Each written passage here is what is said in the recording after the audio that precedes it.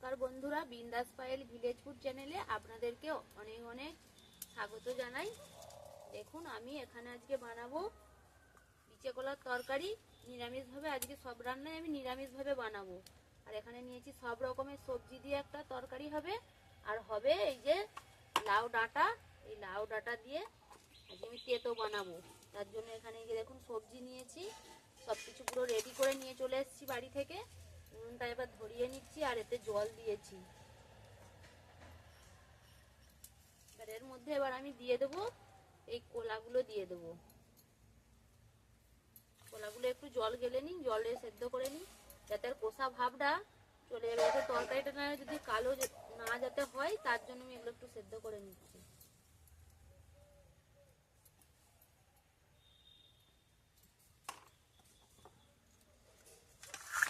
আর আজকে আমি সব তরকারি নিরামিষ বানাবো, এতে কোনো পেঁয়াজ রসুন টসুন কিচ্ছু দেবো না।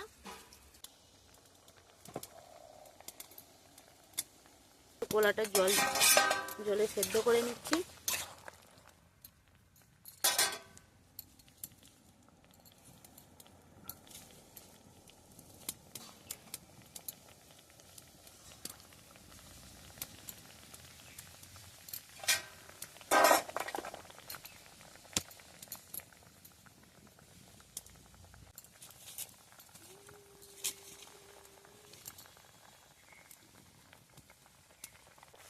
দেখুন কষটা কিন্তু বেরিয়ে গেছে কলা থেকে।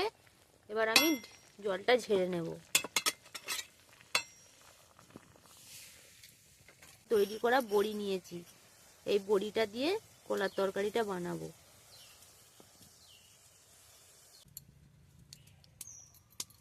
তেল দিয়ে দিচ্ছি।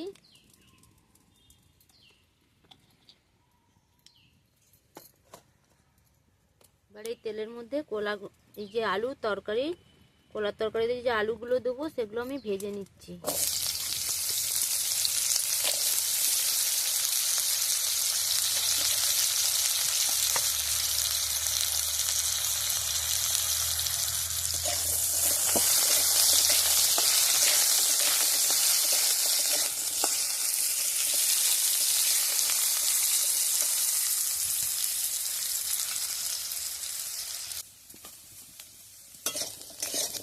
দেখুন আলু ভাজা হয়ে গেছে। এবার আমি এগুলোকে নামাচ্ছি, কারণ বড়িটা আগে ভাজা হয়নি, তার জন্য আমি আলুগুলো নামিয়ে নিয়ে বড়িগুলো ভেজে নেব।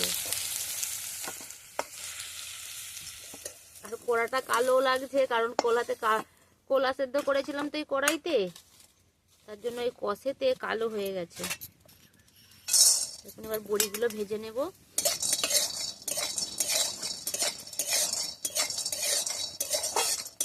আর এই বড়িগুলো কিন্তু খাসারির ডালের বড়ি, আপনারা যে কোনো বড়ি দিতে পারেন। এগুলো আমাদের বাড়িতেই দেওয়া হয়েছিল খাসারির ডালের বড়ি, আমি সেটা দিয়েই বানাবো। দেখুন বড়ি ভাজা হয়ে গেছে, আমি এবার এগুলোকে তুলে নিচ্ছি।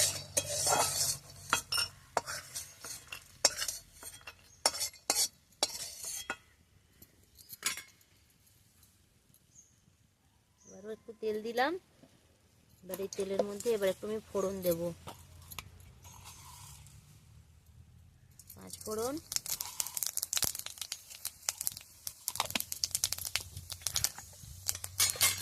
ওর মধ্যে আবার 5 ফোড়ন দিয়েছিলাম। আদা দিয়ে দিলাম।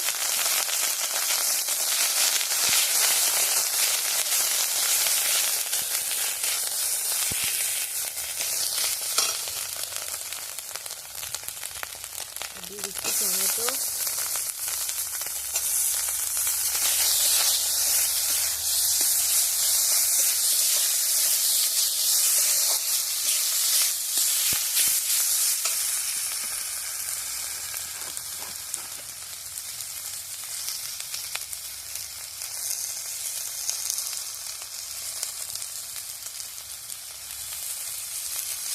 লবণ দিয়ে দিলাম।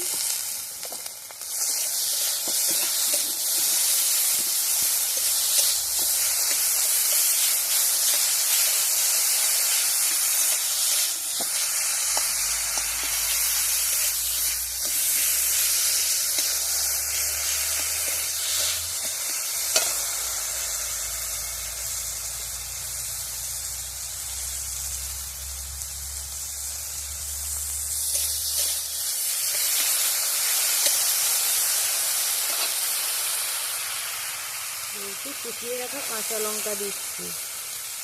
আপনারা ঝালটা যেমন খান সেইভাবেই কাঁচা লঙ্কা দেবেন। আমার এখানে 3টে কাঁচা লঙ্কা দেওয়া আছে।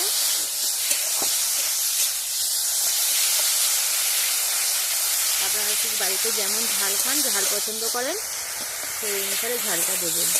আর আমি কিন্তু আজকে খুব কম তেলে রান্নাটা করব, বেশি তেল দেবো না।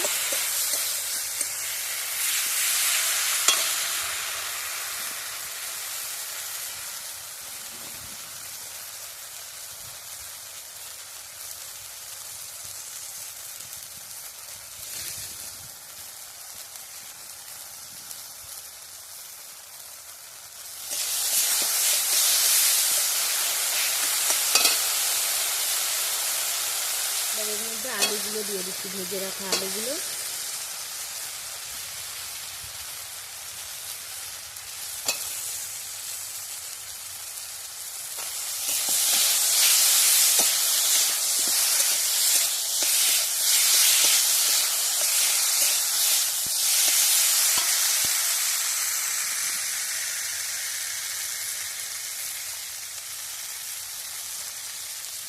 হলুদ গুঁড়ো,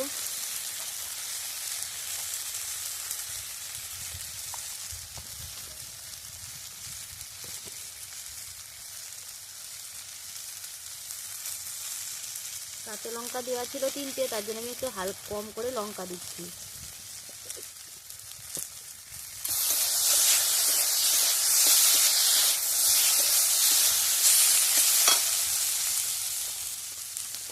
আর দেবো একটু ধনে গুঁড়ো দেবো।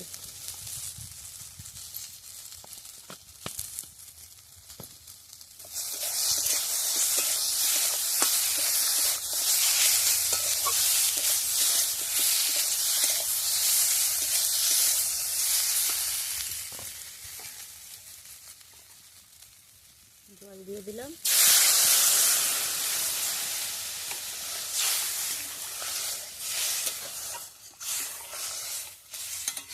ঝোলটা ফুটে গেলে এর মধ্যে আমি বেগুন আর কলাটা দিয়ে দেব। এটা একটু ফুটে যাক।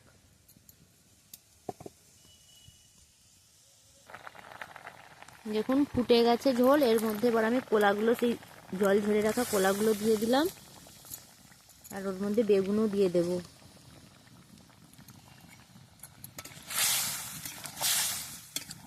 এই সবগুলো সেদ্ধ হয়ে গেলে তারপরে আমি এর মধ্যে বড়ি দেব,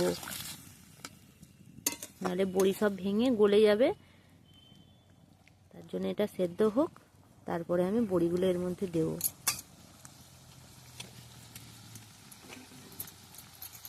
এবার আমি একটু চাপা দিয়ে সেদ্ধ করে নিচ্ছি।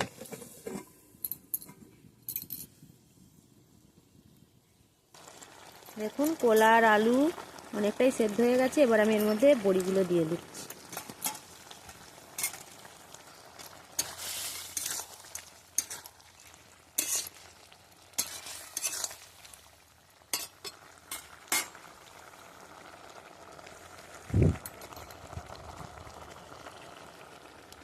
বড়িগুলো দিয়ে আরো একটু সেদ্ধ করে নেব, দিয়ে এর মধ্যে দিয়ে দেবো সরষে বাটা। এবার আপনারা নুনটা একটু চেক করে নেবেন, নুন হয়েছে কিনা।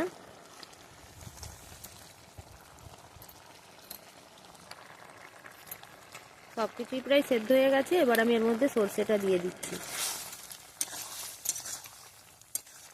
দেখুন আমার তরকারি কিন্তু হয়ে এসছে।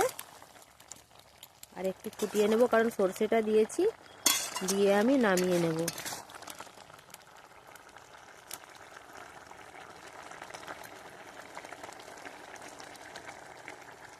ধনে পাতা আনা হয়নি, চলুন বাগান থেকে ততক্ষণে একটু ধনে পাতা তুলে নিয়ে আসি, নিয়ে এসে এই তরকারির মধ্যে দিয়ে দিই, দিলে তরকারিটা আরো সুন্দর হবে। তরকারিটা প্রায় হয়েই এসছে, তাই তাড়াতাড়ি ধনে পাতা তুলে নিয়ে চলে যাই। দেখুন টমেটো গাছ এত ঝাবড়িয়েছে, মানে এত বড় বড় হয়েছে, খুব সুন্দর তেজ। তার জন্য সুন্দর গাছগুলো তো হয়েছে, যার জন্য সব ধনেপাতা গাছকে চাপা করে দিয়েছে।